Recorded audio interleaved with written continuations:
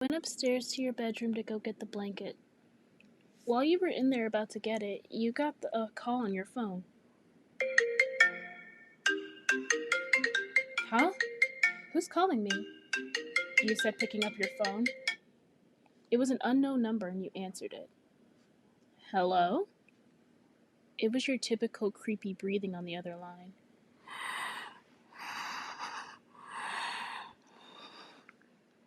Hello? You said, confused.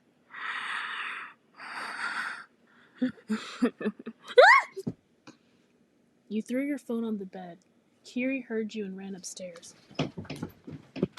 Babe, are you okay? Why'd you scream? Kiri said, caught off guard. He called my phone. You stuttered. What? Give it to me. Kiri said, taking your phone. Kiri blocked the contact and deleted it off your phone. There. Now he can't call you anymore. Don't answer any random numbers, okay? Kiri said, giving you your phone back. Oh, okay, but what if he calls me again? You said shakily. It's alright, honey, come here. Kiri said, hugging you. Kiri held you tight in his arms and rubbed your head. It's okay, I'm not letting anyone hurt you. Kiri said, kissing the top of your head. You nodded your head. Hey, how about we turn in for the night and get some sleep? Kiri suggested. Yeah, okay, I am tired. You said, looking up at him. Alright, well, let's get in bed and call it a night, okay? Kiri said softly to you. Okay. You and Kiri were about to get in bed until you stopped him. Hey, wait. You said, grabbing his wrist. Yeah? You hugged him tightly. Aw, what is it? Kiri said, thinking you were adorable. Can you take off your shirt? You said, a little embarrassed. Kiri looked at you with widened eyes and surprised by your request. Why? He asked. I just like seeing you shirtless. You said, smiling and blushing. Kiri grinned at you and accepted your request. He took off his shirt, revealing his muscular build. He got into bed and stared at you. Better? He said to you. Much. You said while crawling into bed with him. Kiri cuddled you. Are you warm? Yes, I am. You said, getting snuggled. I love you. Good night, babe. Kiri said, kissing you goodnight. Good night, honey. You said, going to sleep. The next day, you and your boyfriend were at work at the agency.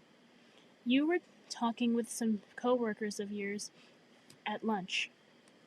So, you've been living with Kiri for a few months. How do you like it? Is he romantic?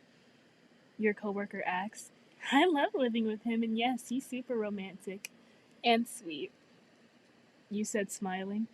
Ooh, are things getting spicy there? Rena, you don't ask questions like that, said your other coworker. Well, I mean, they live in the same house, and they probably sleep in the same bed. You're telling me they're not doing anything? I mean, come on, nobody's self-control is that good, she said, looking at you. Well, I would never kiss and tell, so you can leave that to your own imaginations, you said, sipping your drink. Oh, come on, Angel. Eijirou's POV. Eijirou was watching you socialize and was smiling at you. Just then, Michael stood next to him, drinking a milk. She's a beauty, isn't she? Michael said to Kiri. Yeah, I'm one lucky man to have her. Kiri said, happy. Do you find it threatening? Michael asked him. What? Kiri said, confused. Well, I mean, it's no secret. The guys, and hell, even the girls are attracted to her. I mean, that's a lot of competition. You don't feel a little bit worried someone might try to take her from you? Michael said, trying to give Kiri doubts. No, I trust her. And honestly, I think she's a little too head over heels in love with me to love somebody else like that.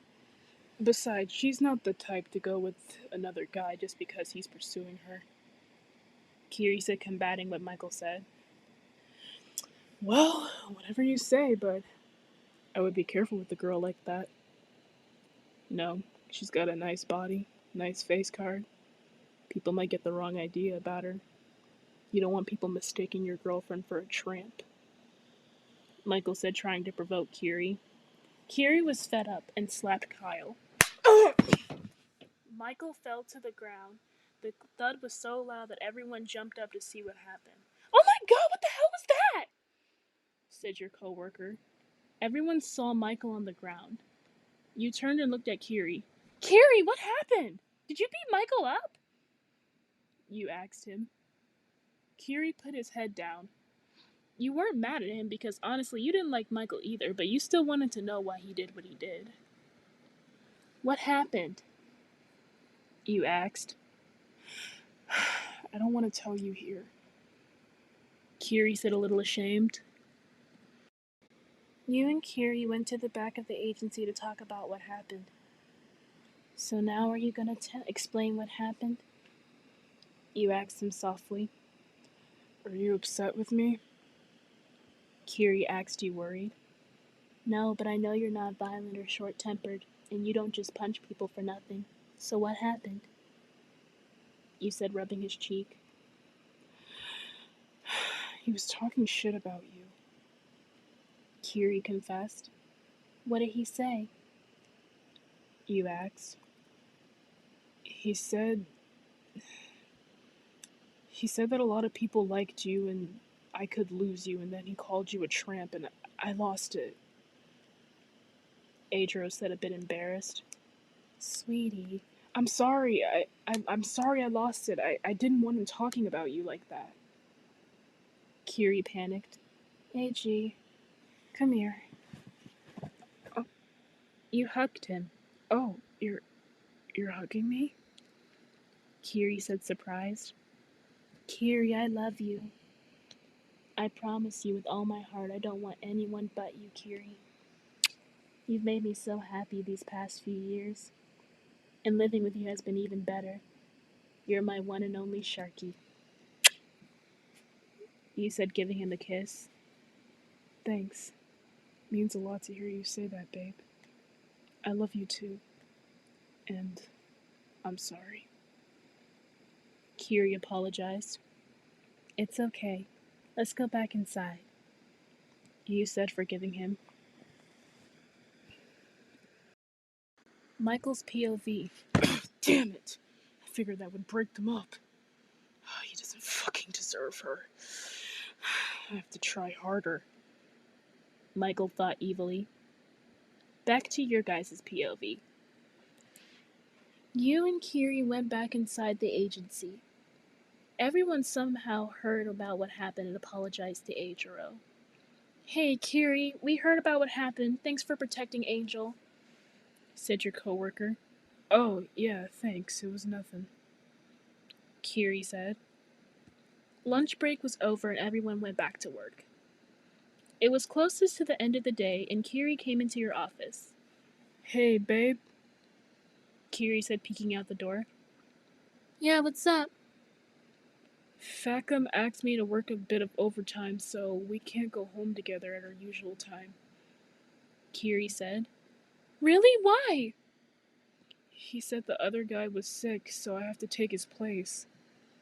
Kiri said. Please don't leave me. Please. You begged.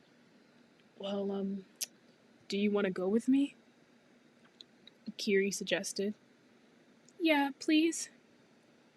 Sure. Go get your stuff and we'll go together, okay? Kiri said. Okay, great. You said, getting up from your desk. You were going to the locker room when Michael stopped you and stood in front of you. Michael? What do you want? You said, annoyed. I'm going patrolling. Do you want to go with me? Michael asked you enthusiastically. After what you said about me to Kiri, hell nah. You declined. You know, it's gonna be really hard for us to have a relationship if you keep refusing to go out with me, Michael said. We don't have a relationship. I don't like you in the slightest. Ever since you got here, you've done nothing but insult me. And I know for a fact that you were the one who stole my underwear and gave me those notes and gave me that creepy ass call yesterday. Leave me alone! You confronted him. Michael smiled at you. Did you ever hear about that news article about that woman who got killed by someone she worked for? What? They said that she kept refusing to go out with him, so he killed her in her own home. If you ask me, I think she died because she was being difficult. I wouldn't want you to end up like that woman. Michael said, subtly threatening you. Your eyes widened and your mouth was open. Michael, are you threatening to kill me if I don't go out with you? You said, horrified. No, I just know that difficult women get killed and I don't want you to end up like that in the future. Michael said with an unreadable expression. How far are you trying to push this? What do you want to do to me? Kill me? Assault me? Sleep with me? What do you want? You said, breaking down. I just know that you and I are meant to be together, and Kirishima is just an obstacle. Also, for your sake, I think it's best you don't tell any police about our little conversation. Michael said, walking away. You were in shock. Michael just threatened to kill you. You called Kiri and told him about what happened. Kiri said that you should report this to FATGUM. You and Kiri went to FATGUM's office to report the threat. FATGUM, sir, this is serious. Michael is dangerous. He literally threatened her life. You need to fire him.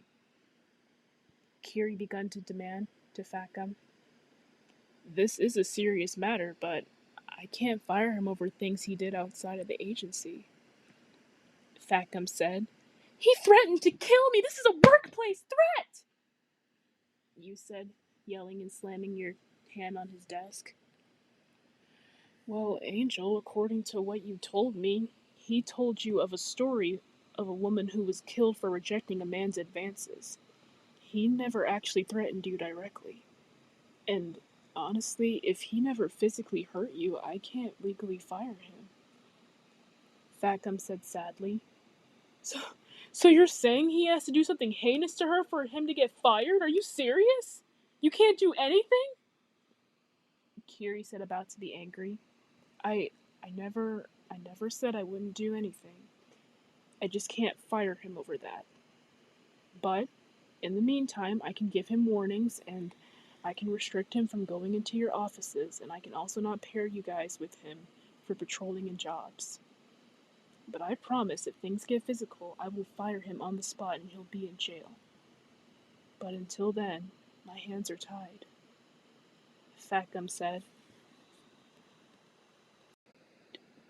Do you really think that'll be enough? He's dangerous, and you're telling me that you can't fire him after he threatened to kill me? You said, breaking down with each word. I'm sorry, Angel, there's nothing I can do. I can try to recommending Kyle some counseling. Counseling? You think counseling is gonna work? Counseling won't change the fact he threatened to kill me. I'm scared, FATGUM. You yelled at him. I'm sorry, but that's all I can do for now. FATGUM said, feeling guilty. You stormed out of the office in tears. Kiri turned to look at FATGUM assertively. FATGUM, sir, you know I respect you as a boss.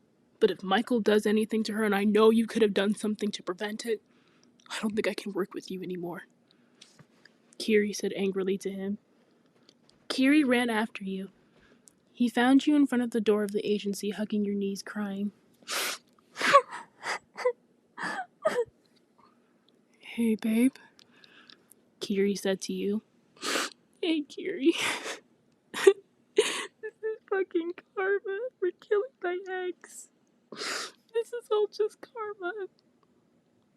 You said, crying and feeling guilty. No, it's not, honey. I'm not letting him hurt you, okay? I promise, no matter, despite what Fatcom said, forget what Fatcom said, I'm not letting him hurt you. Kiri reassured you. Thank you. Can we go home now? You asked. Yeah, let's go home, okay? Kiri said, smiling at you as you two went home.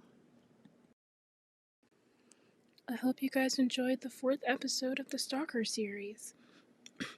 I didn't make this one spicy this time because I didn't think it was necessary for this episode. But maybe the next episode will be spicy, who knows? Also, I wanted to give an apology for not posting yesterday. I had an event to go to that I could not miss, so that's why I didn't post yesterday for anybody who was curious. And also, what did you guys have for breakfast this morning? Tell me in the comments down below. Now this is Nee Chan San signing off. Bye bye!